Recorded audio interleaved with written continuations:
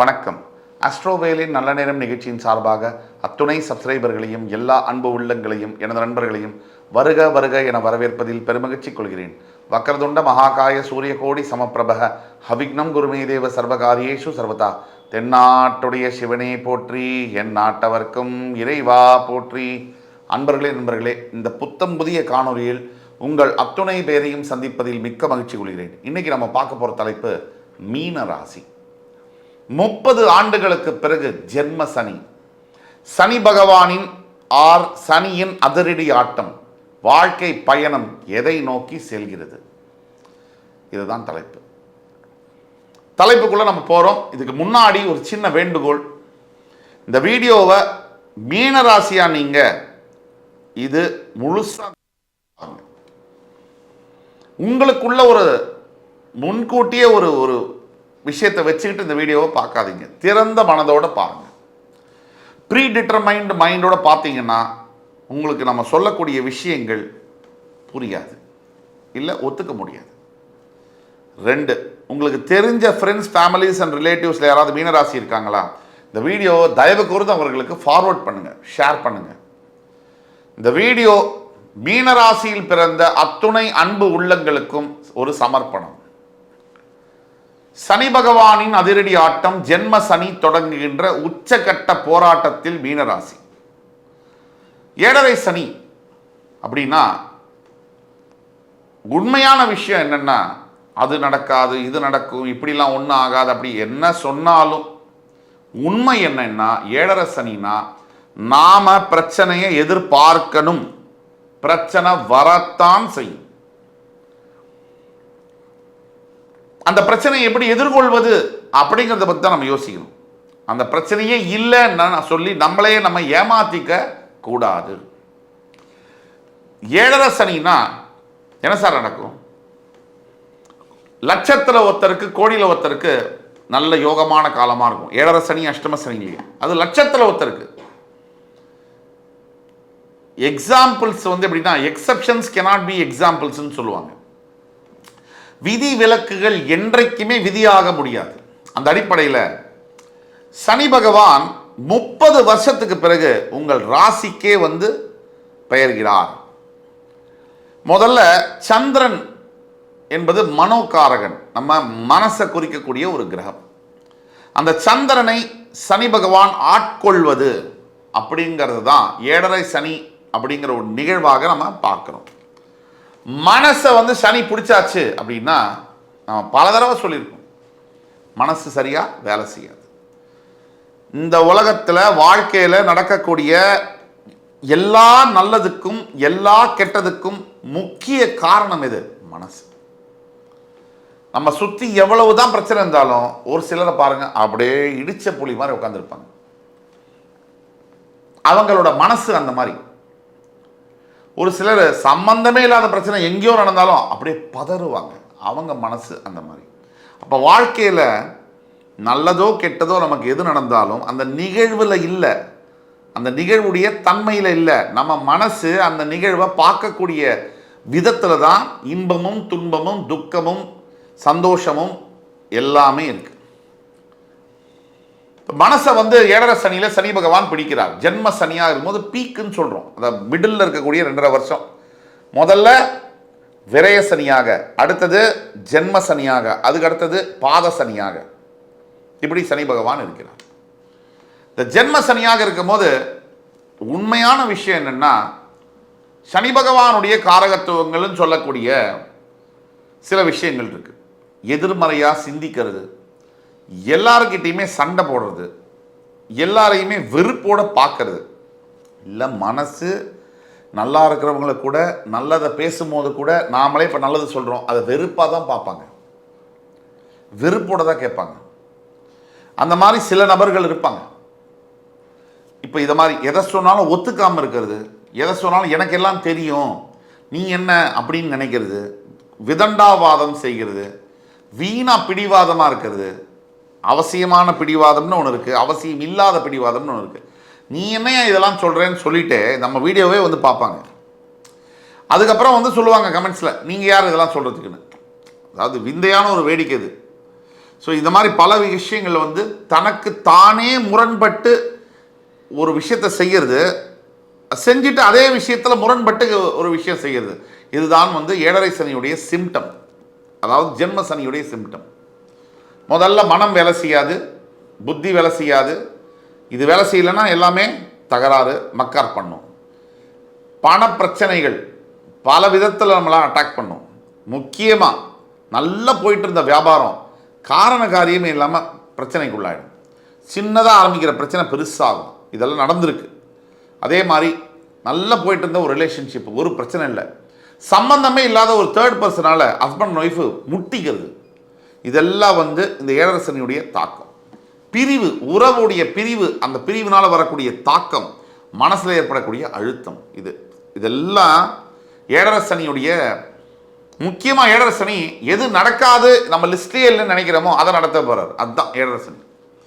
சரி சார், இப்போ மார்ச் 29, 2025 அன்னைக்கு கும்பராசியிலிருந்து பெயர்ந்து மீனராசிக்கு பெயர போகிறார் சனி பகவான். ஜென்ம சனியாக திருக்கணித பஞ்சாங்கப்படி ஸ்டார்ட் ஆக போகுது. இப்போது முக்கியமான இன்னொரு விஷயம், சனி பகவான் பெயரக்கூடிய அன்னைக்கு நீங்கள் என்ன புண்ணியம் பண்ணீங்களோ மீனராசிக்காரர்கள், ஒரு சில வித்தியாசமான அமைப்புகள் இருக்குது. எப்படின்னா, இந்த 29th March 2025 சனி பகவான் கும்பத்திலிருந்து மீனத்திற்கு வரும்போது அந்த மீனராசியில் சுக்கிரன் உச்சம் பெற்று பரிவர்த்தனையாகி இருக்க போகிறார். எந்த ராசிநாதன், அதாவது மீனத்துக்கு அதிபதியான குருவுடன் பரிவர்த்தனை. ராசிநாதன் உபஜயஸ்தானத்தில் சுக்கிரன் வீட்டில் பரிவர்த்தனை பெறுகிறார். சுக்கிரன் உங்களுடைய வீட்டிலேயே உச்சம் பெறுகிறார், பரிவர்த்தனையும் பெற்று உச்சமும் பெறுகிறார். இது ஒரு மிகப்பெரிய அமைப்பு. இதனால உங்களுக்கு ஒரு கோல்டன் ப்ரொடெக்ஷன் அப்படிங்கிறது கிடைக்கும். கடவுளுடைய ஒரு Z+ ப்ரொடெக்ஷன் அப்படிங்கிற மாதிரி உங்களுக்கு கிடைக்கும். 1. 2, உங்கள் ராசிநாதனோட விட்டுருங்க ஒரு பக்கம், அதாவது உங்களுடைய மீனராசிக்கு அதிபதியானவர் 3ஆம் இடத்துல உபஜயஸ்தானத்தில் உட்கார போகிறோன்னா, நீங்கள் முயற்சி எடுத்தீங்கன்னா இந்த ஏழரை சனி ஜென்ம சனியிலையும் கூட முயற்சி எடுத்தீங்கன்னா அடுத்த ஒரு வருஷத்துக்கு உங்களுக்கு பணம் கிடைக்கக்கூடிய வாய்ப்புகள் உண்டு. பண பிரச்சனையிலேருந்து வெளியே வர முடியும். 2, திடீர்னு உங்களுக்கு எவ்வளவு பிரச்சனைகள் வந்தாலும் எங்கிருந்தோ சம்பந்தம் இல்லாத இடத்துலேருந்து ஒரு உதவி என்பது வரும். கடவுள் ரூபத்தில் மனுஷங்க வந்து உங்களுக்கு சம்பந்தம் இல்லாதவர்கள் சம்பந்தம் இல்லாத நேரத்தில் வந்து உதவி செய்வாங்க. 3, சூரியன் ராகு இணைவு அந்த ராசியிலேயே இருக்கு, உங்கள் ராசியிலேயே இருக்கு. 5 கிரகங்கள் மொத்தம். சனி உள்ள என்டர் ஆறாரு. சூரியன், ராகு, புதன், சுக்கிரன் ஆல்ரெடி மீனத்தில் 29th March இருப்பாங்க. இது ஒன்று. ராசிநாதன் 3லையும் உங்கள் ராசிக்கு 2ஆம் இடத்துக்கு அதிபதி 4ஆம் இடம் 2 4ல் கேந்திரம் ஏறுறார். அது யோகம்தான். ஆனால் அவர் ஏறக்கூடிய இடம் வந்து தப்பாக இருக்கு. அதை பற்றி நான் வரேன். அதுக்கு முன்னாடி வந்து 7ல் வந்து கேது இவர் இருக்கார். ஸோ இதெல்லாம் நம்ம கணக்கில் எடுத்துட்டு தான் பேச முடியும். மொத்தம் 9 கிரகத்தில் 5 கிரகங்கள் உங்கள் ராசியிலேயே கரெக்டாக சனி பயிற்சி 6 அன்னைக்கு இருக்காங்க. சூரிய ராகு இணைவு ராசியில் ஏற்படும் பொழுது, சனி உள்ளே வரும்பொழுது அரசாங்கம், அரசு சம்பந்தப்பட்ட விஷயங்களில் சிக்கல்கள் ஏற்படலாம்.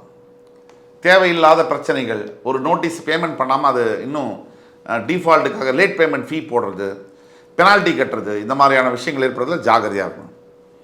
நல்ல விஷயம் எது அப்படின்னு பார்த்தோம்னா, ரொம்ப வருஷமாக வீடு வாங்கலை சார், எனக்கு வாகனமே இல்லை சார், எனக்கு சரியாக இல்லை சார், வாழ்க்கையில் வேலை கிடைக்கலன்னா, இதெல்லாம் ஒரு அதிசயத்துக்கு இந்த ஏழரை சனி நடக்கும் போதே, உள்ள ஜென்ம சனி வரும்போதே நடக்கும். அதுக்கப்புறம் அந்த வேலையில் எவ்வளோ நீங்கள் சந்தோஷமாக இருக்க போகிறீங்கன்னா அடுத்த கேள்வி. ஆனால் ஒரு வேலை வந்து கிடைக்கும், ஒரு நல்ல நிரந்தர வேலையானது கிடைக்கும் அந்த சமயத்தில். இதற்கு பிறகு இன்னொரு முக்கியமான விஷயம், டாக்குமெண்ட் ரிலேட்டடில் சைன் பண்ணும்போது ரொம்ப ஜாகிரதையாக நீங்கள் சைன் பண்ணணும். யார்? மீனராசிக்காரர்கள். எல்லாத்தையும் விட முக்கியமான விஷயம் என்னென்னா, உங்களுக்கு ரொம்ப உபஜயஸ்தானம்னா என்னது, 3ஆம் இடத்திற்கும் 8ஆம் இடத்திற்கும் அதிபதியான சுக்கிரன் உங்களுக்கு ராசியிலேயே உச்சம் பெறுகிறார் ஏழரை சனி நடக்கும்போது. அது சனி பகவானுக்கு அவர் வேண்டப்பட்டவருங்கிறதுனால, நீங்கள் ஒரு மோட்சஸ்தானத்துக்கு அதிபதியான ராசிங்கிறதுனால நீங்கள் திடீர்னு சில அதிர்ஷ்ட வரவுகளை எதிர்பார்க்கலாம். தவிர அப்ராடு, ஃபாரின் அப்படிங்கிற பேச்சை எடுத்தாலே நீங்கள் மார்ச் 29, 2025 அப்புறமா ஒரு மாதத்துக்குள்ளே நீங்கள் அதை முயற்சி பண்ண தொடங்குனீங்கன்னா ரொம்ப சக்ஸஸ்ஃபுல்லாக வரும். இது நீங்கள் கவலையப்பட வேண்டாம். இதெல்லாம் இருக்குது. ஸோ இது ஒரு பக்கம்.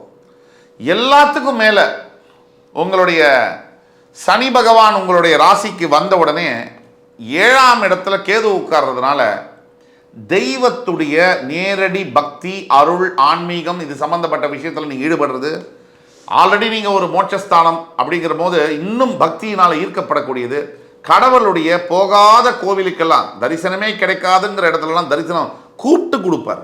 இதெல்லாம் நடக்கும், இந்த அதிசயங்கள்லாம் நடக்கும். சனி கேது ஒருத்தர் சமசப்தமாக நம்ம பார்த்துக்கிறதுனால கோச்சார ரீதியாக மிகப்பெரிய அளவில் தெய்வ அனுகூலங்கள், தெய்வத்தினுடைய அம்சமாக சிலர் உங்கள் வாழ்க்கையில் வந்து உதவி செய்வார்கள். கண்ணுக்கு தெரியாத இடத்துல இருந்து உங்களுக்கு புரியவே புரியாது, யாருனே தெரியாது, திடீர்னு வந்து உதவி செய்யக்கூடிய தன்மைகள்லாம் இருக்கும். இன்ஸ்டண்ட்டாக நடக்கும் அது. இதுதான் விஷயம். அப்போது ஒட்டு மொத்தத்தில் மீனராசிக்கு ஆமாம் ஜென்ம சனி வருகிறது, எல்லாருக்கும் தெரியுது, இதனால் பிரச்சனை தான். அந்த பிரச்சனையிலையும் பிளெஸிங் இன் டிஸ்கைஸ் அப்படிங்கிற மாதிரி அவ்வளோ பெரிய பிரச்சனையில் கூட உங்களுக்கு மிகப்பெரிய நல்ல விஷயங்களும் காத்திருக்கு. இதை நம்ம மறுக்கவே முடியாது. ஒட்டு மொத்தத்தில் பார்க்கும்போது மீனராசிக்கு இப்போ ஏன் 30 வருஷத்துக்கு அப்புறம் நம்ம சொல்கிறோம், சனி 2.5 வருஷம் எடுத்துக்கிறாரு ஒவ்வொரு ராசிக்கு மாறும்போது. அப்போ மொத்தம் 12 ராசி அவர் மாறி திருப்பி மீனராசிக்கு வர்றதுக்கு 30 வருஷம். இதுக்கு முன்னாடி எப்போ வந்தார்? 94ஆம் வருஷம் சனி பகவான் மீனராசிக்கு வந்தார். அதுக்கப்புறம் இப்போ 2024 வர்றாரு. அப்போ 94ஆம் வருஷம் இந்த வீடியோவை பார்த்து கொண்டிருக்கக்கூடிய அனைத்து மீனராசிக்காரர்களுக்கும் சரியாக 94க்கு அப்புறமா என்ன நடந்துச்சு, 95, 96லலாம் அதைத்தான் நீங்கள் எதிர்பார்க்கணும். ஆனால் அதில் ஒரு சீரிய சேஞ்சஸ் இருக்கும் உங்கள் வயசுக்கு ஏற்ப. அப்போ நீங்கள் 15 வயசு சார், இப்போ 45 வயசு. 15 வயசில் என்ன பிரச்சனை உங்களுக்கு சனி கொடுக்க முடியும்? பொண்டாட்டி தொலையை கொடுக்க முடியாது, வேலையில் பிரச்சனையை கொடுக்க முடியாது, வெறும் படிப்புலையும் ஃப்ரெண்ட்ஸ் மத்தியிலையும் சில பிரச்சனைகளை கொடுக்க முடியும். உடல் ரீதியான ஆரோக்கியம் சம்மந்தப்பட்ட பிரச்சனைகளை தான் கொடுக்க முடியும்.